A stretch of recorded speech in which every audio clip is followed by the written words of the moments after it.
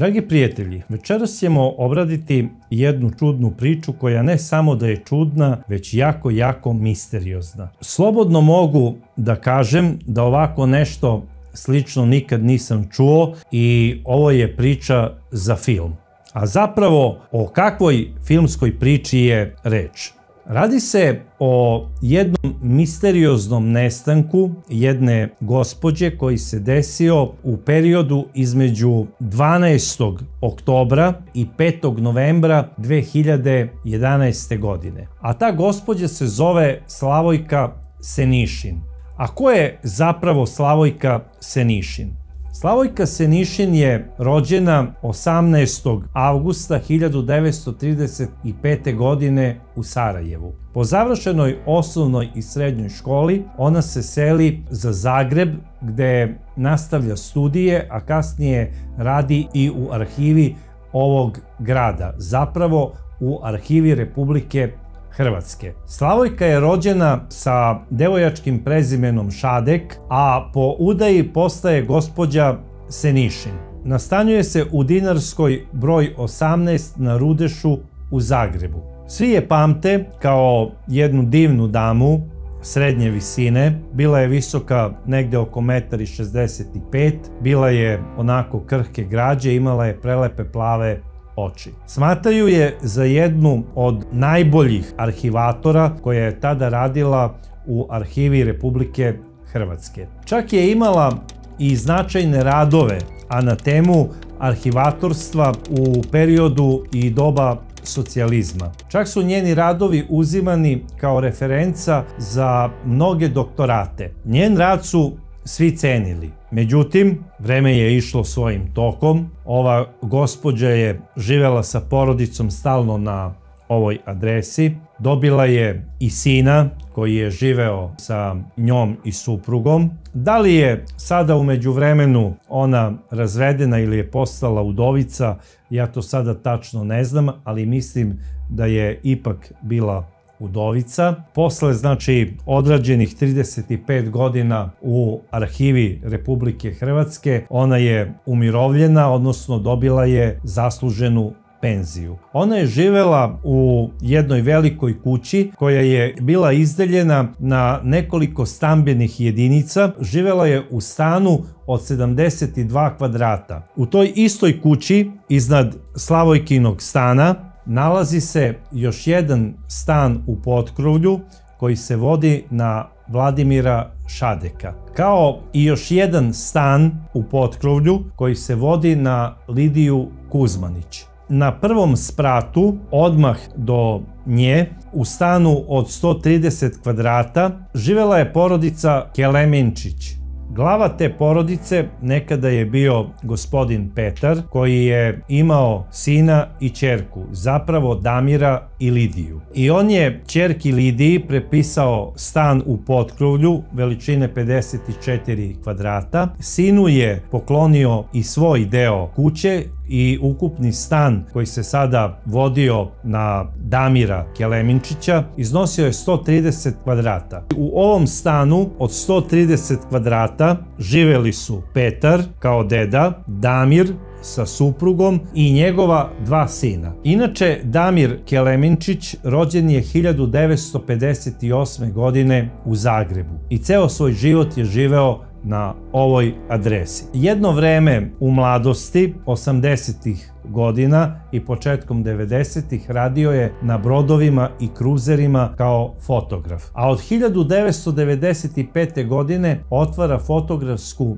radnju u Radićevoj ulici, maltene najstroži centar grada Zagreba. Postoje indicije da je Damir svoj fotografski talenat počeo da koristi i u neke druge svrhe. Da li je Damir ovladao veštinama rada u Photoshopu? Pretpostavka je da jeste, i sve te njegove veštine postale su i predmet interesovanja bezbednosnih službi grada Zagreba. Moja lična pretpostavka je da je Damir ovladao veštinom izrade raznoraznih dokumenata za potrebe kriminogenih grupa u ovom gradu. Zapravo mnoga lica iz sveta kriminala izrađuju lažnu dokumentaciju i istom putuju po Evropi i svetu. Obično oni koji izrađuju ta dokumenta su uglavnom fotografi, bez obzira da li živeli u Zagrebu, Beogradu ili Sofiji. A da biste napravili neki lažni dokument, jako je bitno da se posjeduje i veština izrade pečata. Damir je očigledno znao da radi i pečate. Nigde on nije, da se razumemo, naveden kao pečatorezac, ali u kriminogenom miljeu bio je poznat kao lice koje može da obezbedi određeni dokument i određeni pečat. Prvenstveno mislim na pasoše, vozačke dozvole i lične karte. U svakom slučaju, ovaj čovek je spadao u red saradnika kriminogenih grupacija. Da li je Damir, družeći se sa ovim likovima iz kriminogenog miljeja, slušao te ovu priču, te onu priču, kako su na ovaj ili onaj način došli do nekog materijalnog dobitka? Ne znam da li mu je neka priča možda dala neku ideju, ali generalno lica koja izrađuju falsifikovana dokumenta, odnosno za koje se sumnja da izrađuju falsifikovana dokumenta za neke kriminogene grupacije, smatraju se za lica koja imaju bujnu maštu. Jer da biste ušli u tu priču, mora da ste jako maštovit čovek. I generalno Damir je bio čovek sa velikim koeficijentom inteligencije i sa još većim koeficijentom mašte. Malte ne, živeo je neki nestvarni život. A sa druge strane, bez obzira što je živeo u stanu od 130 kvadrata, nije bio zadovoljan. Hteo je da ima još veći stan. I nije imao želju da se širi na štetu svoje sestre i da ide u potkrovlje. Hteo je da ode u komšiluk. Zapravo, bacio je oko na stan gospođe Slavojke koja je živela pored njega. I ja verujem da je Damir ovu ženu pokušavao više puta da nagovori da ona njemu proda taj stan, međutim ona je uvek bila izričita i nikada nije htela da uđe u neku ozbiljnu priču sa njim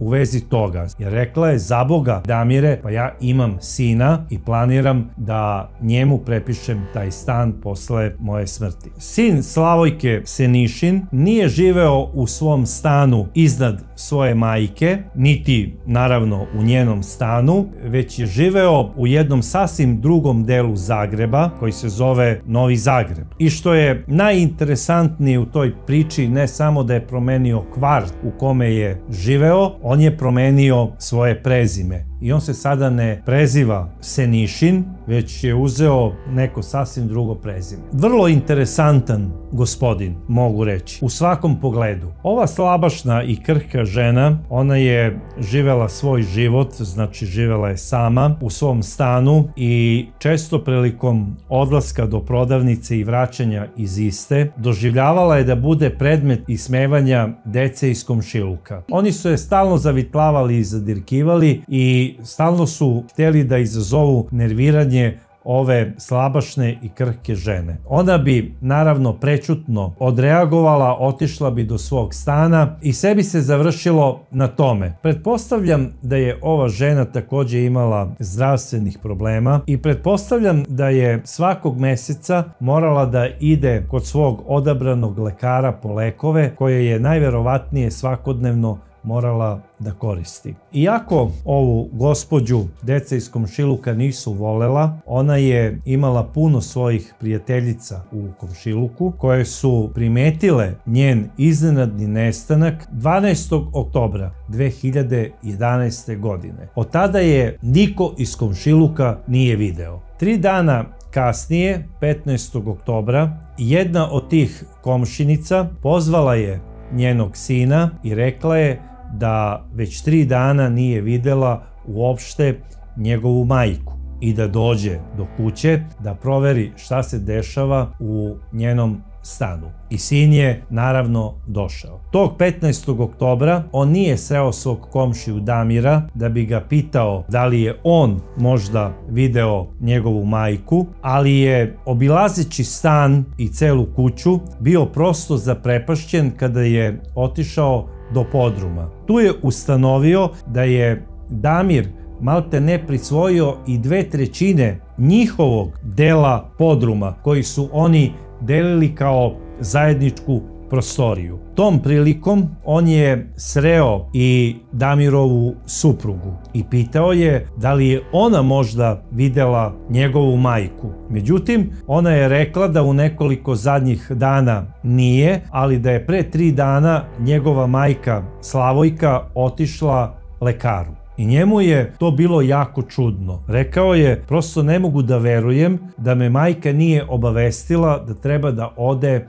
da obiđe lekara. I šta ovaj gospodin sada radi dalje? On kaže, ja sam na tome stao i nisam vodio dalju istragu, bez obzira što mi je to bilo jako sumnjivo. Prosto ne mogu da verujem da vam komšinica kaže da vašoj mami nije bilo dobro i da je najverovatnije otišla u neku od zagrebačkih bolnica, a da vi sada ne odete i da tražite izveštaj da li se vaša majka možda nalazi u nekoj od zagrebačkih bolnica. Jer pretpostavljam da zagrebačke bolnice funkcionišu kao i ove ovde u Beogradu. U svakom slučaju, gospodin sin, iako kaže da je bio veoma zabrinut, ovaj slučaj ne prijavljuje policiji sve do 5. novembra 2011. godine. Brižni gospodin sin posle 3 nedelje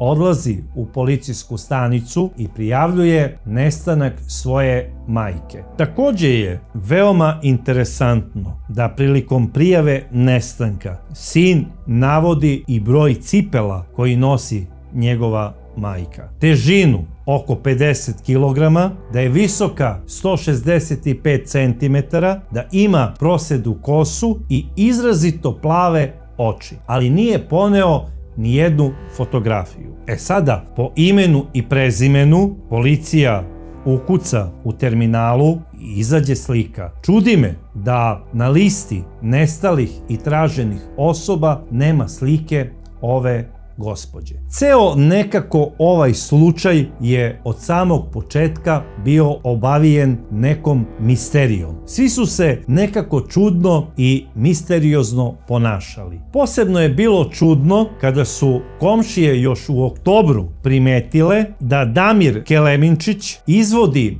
neke građevinske radove u delu kuće, zapravo u stanu osobe koja se vodi kao nestala. A sve to vreme i gospodin sin ne zna da neko izvodi neke građevinske radove u stanu njegove majke. A takođe, prosto ne mogu da verujem da one iste komšinice koje su gospodinu sinu prijavile nestanak njegove majke, odnosno da je više ne viđaju nekoliko dana, sada ne prijavljuju da se izvode neki radovi u stanu njegove majke koja se vodi kao nestala osoba i da se iznosi neki šut iz istog i odvozi negde. Gde je taj šut završio, saznaćemo kasnije. Bilo kako bilo, po službenoj dužnosti policija je izdala potragu za nestalom gospođom Slavojkom Senišin, koja je u tom trenutku imala 76 godina. I faktički sve policijske stanice u regionu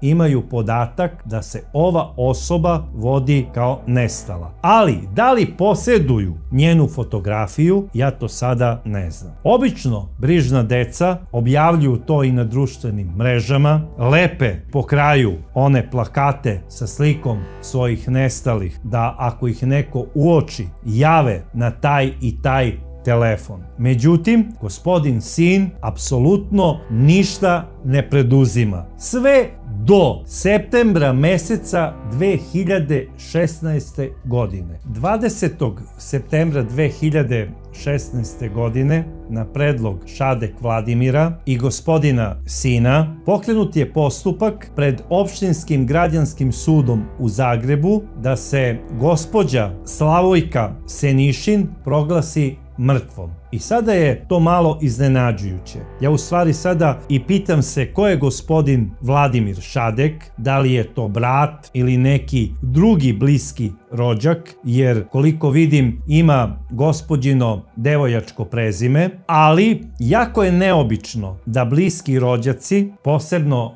gospodin Sin, traže od suda da onog koga traže, a tako ga puno vole, proglasi mrtvim. I šta je to tako hitno da se baš u tom zakonskom periodu, kada ističe minimum od 5 godina, traži isto? Jer svi znamo da po službenoj dužnosti sud neko lice, ako se ne nađe u roku od 20 godina, a traži se, proglasi ga mrtvim. A ovde sada 15 godina pre tog roka, oni koji najviše vole nestalu osobu traže po hitnom postupku proglašenje. Zašto je to bilo potrebno? Stvarno ne razumem, jer gospodin Sin nije to uradio zbog ostavinske rasprave, po kojoj bi po automatizmu i po zakonu postao naslednik stana svoje majke od 72 kvadrata, što je još čudnije. U tom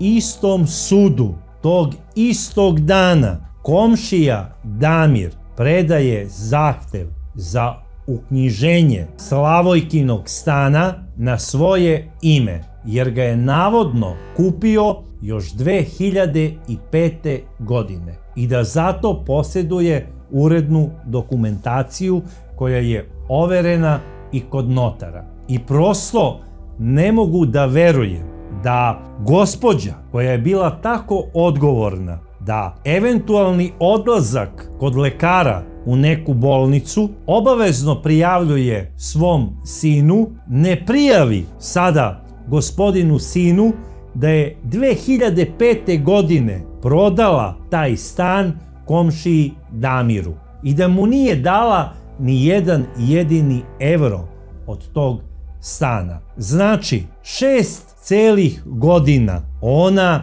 navodno skriva taj postupak, drži to u tajnosti i svom voljenom sinu ne kaže ništa. To ne mogu da shvatim. Odnos koji gospodin Sin opisuje kao veoma prisan između majke i njega je sada pod velom tajne prodaje stana. Pa ja ne znam šta je ta gospođa imala vrednije od nekretnina osim tog stana od 72 kvadrata. I da ona ne pita za savet svoje dete da li treba da proda stan ili ne. To su neke kapitalne odluke. Ja ne znam kako je gospodin Sin, koji važi za veoma pametnog čoveka, prešao preko ovoga i da proguta udicu koju je zabacio komšija Damir i da se upeca kao jedna velika rečna riba koja ima vrlo lepo ime.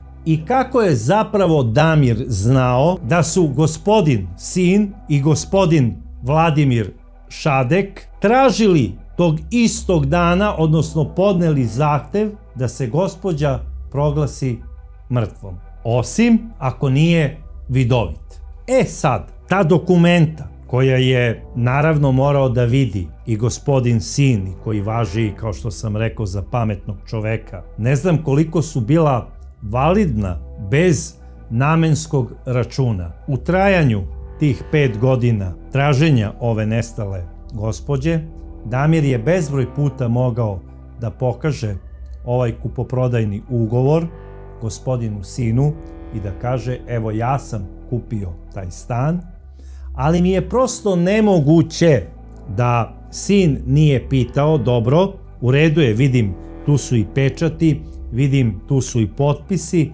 ali gde je namenski račun preko koga je izvršena kupoprodaja? Jer kao što svi znamo, mora da postoji namenski račun preko koga kupac prodavcu mora da uplati dogovoreni iznos novca i banka štampa izvod o prenosu novca, koji kasnije dospeva u poresku upravu, gdje poreska uprava naplaćuje porez onome ko je kupio stan. Jer bez tog dokumenta o plaćenom porezu za datu nekretninu, ista ne može kasnije biti uknjižena u katastru i ne može biti izvršen prenos. Apsolutno nemoguća priča i totalna nezainteresovanost gospodina, sina, za koga se priča da je inteligentan. I tolika njegova neinformisanost da je Damir odmah po nestanku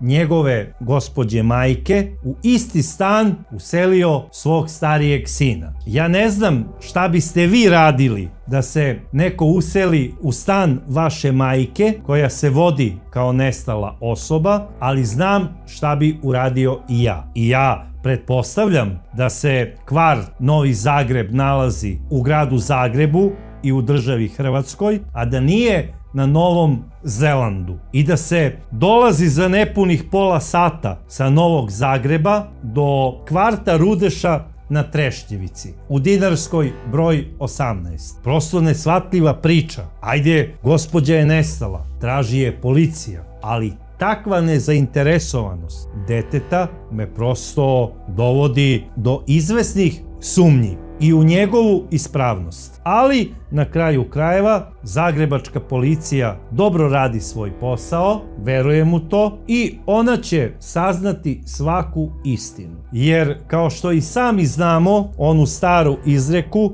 zaklela se zemlja raju da se sve tajne saznaju. I saznaće se. I u ovom slučaju ja sam apsolutno siguran. Jer policija je davno izašla iz svojih starih šablona i ona sada radi po nekim novim metodama, malte ne kao američki FBI. I kada je prošlo tačno 3 meseca u decembru 2016. godine, stan je uknjižen na ime Damira Keleminčića. Od tog trenutka prošlo je 6 godina, a ukupno 11 godina od nestanka Slavojke Senišin.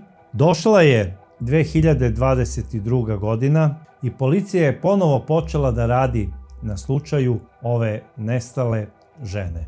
Naime, njima je Damir bio bezbednosno vrlo interesantan i od ranije. I počeli su da prate njegovo kretanje, njegov rad, sumnjajući da je imao neke kombinacije sa nekim likovima oko izrade nekih dokumenata. Sklapali su kockicu za kockicom, rešavali slovo po slovo u ovom rebusu. Došli su do saznanja, odnosno bili su sigurni da ovaj čovek ima sigurno neke veze sa nestankom ove žene i stavili su ga pod posebnu obradu. Zapravo počeli su ne samo da ga prate, već i da slušaju njegov telefon. Prateći Damira, saznali su da on često odlazi u svoju vikendicu u selo Prečno pored Zagreba. I sada policija, pošto ga je stavila na meru slušanja, a po odobrenju naravno suda, izvodi policijske pse da bi pretražili plac njegove vikendice. I sada kada su šetali sa psima, hteli su da vide koja će njegova biti reakcija i da li će neko njega da zove telefonom ili suprotno, da li će Damir nekoga da zove telefonom i da priča nešto u vezi toga. I pozvala ga je jedna njegova prijateljica. Evo kako je izgledao taj njihov razgovor. Dođeš na večeru. Ne mogu, jer se radi o nestanku one žene. Koje žene? One koja je živjela u mojoj kući ili živi, te za koju se ne zna gdje je. I dok traje policijska potraga u narednih nekoliko dana, Damir sve više ulazi u paranoju i u paniku i zove i svog oca. I evo kako je izgledao njihov razgovor. U Prečnom sam, kopaju bagerima. Vjerojatno budu našli Slavojku. Oprosti za sve. Branio sam se od nje, a ovo ti pričam tak da znaš. Šta? Ti si je maknuo? Da, samo ne smeš to, nemoj nikome reći, Oni kopaju celo dvorište. A budu li je našli? Vjerojatno budu, bila je to samo odbrana. Samo ti to mogu reći. I vjerojatno, tako brzo neću doći kući. Sada, kakva samoodbrana od dame koja ima 76 godina, nepunih 50 kg i 1,65 m visine. A on u najboljoj muškoj snazi, 53 godine. Znači, malte ne može da joj sin bude po godinama. Zašto je policija upravo i počela istragu u dvorištu ove vikendice? Zato što policija sada, prilikom neke radnje, koristi savremene metode istrage. Naime, policija je od svojih operativaca dobila fotografiju sadašnjeg izgleda vikendice Damira Kelemenčića, na kojoj se video i jedan bunar ispred kuće. I istu tu fotografiju sa Google Street Viewom iz 2011. godine. Zapravo, kada je Google i radio slikanje područja celog Zagreba i okoline. I više puta su oni upoređivali ove fotografije i ustanovili su da je onaj kostur bunara prebačen 20 metara dalje. Također su od operativaca saznali da je taj bunar nekada imao vodu, a sada se samo nalazi kostur onog izgleda bunara, ali vode nema. Dole je trava. Gde je nestao bunar? I onda izvode policijske pse, čuju onaj razgovor koji ste malo pre imali prilike i vi da čujete, traže od vojske da dođu sa bagerima i da počnu iskopavanje onog dela dvorišta gde se nalazio bunar po Google fotografiji. I gle čuda, naišli su na okvir zidanog bunara. I kako je bager išao sve više u dubinu, izbacivali su šut, između ostalog, to je bio i šut iz stana nestale gospođe. Nađene su neke cigle, neko gvožđe, pesak, kamenje i ko zna šta sve. I na 7 metara dubine, koliko je zapravo bunar i bio dubok, naišli su na jedan tepih koji je bio u fazi truljenja. Kada su isti odmotali, naišli su na ostatke ženskog tela. Zapravo, to su bili posmrtni ostaci nestale Slavojke Senišin. Gospođa je pronađena tačno 11 godina posle njenog nestanka. I to u bunaru svog prvog komšije. Obdukcijom je utvrđeno da je ova nesrećna žena zadavljena žicom dužine 175 cm, tako što je više puta bila obavijena oko njenog vrata, a zatim stegnuta do te mere da je vrat pukao. Damir je toliko stegao tom žicom da je izvršio ne samo ugušenje, nego i lomljenje njenog vrata. Najverovatnije u njenom stanu, u ulici Dinarskoj broj 18 u Zagrebu. Onda joj je ruke vezao selotejpom, njeno telo zamotao u njen tepih, koji je isti sa telom izneo do svog automobila, najverovatnije u okviru noći, u periodu između 12. i 15. oktobra 2011. godine, doneo do svoje vikendice i isto bacio u bunar. Dalji deo priče ste već čuli i možete samo da pretpostavite kakav je monstruozni i umišljaj bio u glavi ovog čoveka, Damira Kelemenčića. Naravno, policija ga je uhapsila istog dana, tužilaštvo je odredilo policijsko zadržavanje, tereti se za teško ubistvo sa umišljajem i za ovo krivično delo Po zakonu Republike Hrvatske predviđena je zatvorska kazna od 10 do 40 godina. Njemu su naravno pridodata i druga dela, falsifikovanje dokumenata oko kupoprodaje stana i falsifikovanje isprava. Ovaj sudski postupak je i dalje u toku. Tužilaštvo još uvek sklapa mozaik ovog strašnog krivičnog dela i ja ne znam ko će možda sve i biti obuhvaćen u ovom postupku, jer ne verujem da će samo Damir odgovarati za nestanak i ubistvo ove nesrećne žene. Verujem da je imao i saučesnika, ako ne direktnog kao suizvršioca, onda kao nekog koga je podstrekivao ili možda učestvovao u kupoprodaji stana. Koliko god da je ovaj slučaj monstruozan, daje nadu za mnoge druge slučajeve koji se vode kao nerešeni, da će jednog dana i oni biti rešeni. Jer verujem da za svaku misteriju u ovom regionu policija ima odgovor. I da u 99% slučajeva zna ko su izvršioci. Odnosno da pretpostavlja, ali traži dokaze da bi iste izvela pred lice pravde. I ja verujem u pravdu i verujem da će svako krivično delo biti otkriveno, jer zločin se ne isplati. Kao i do sada, svoje mišljenje napišite mi o ovom slučaju u svojim komentarima. A do sledeće čudne priče, ja vas pozdravljam.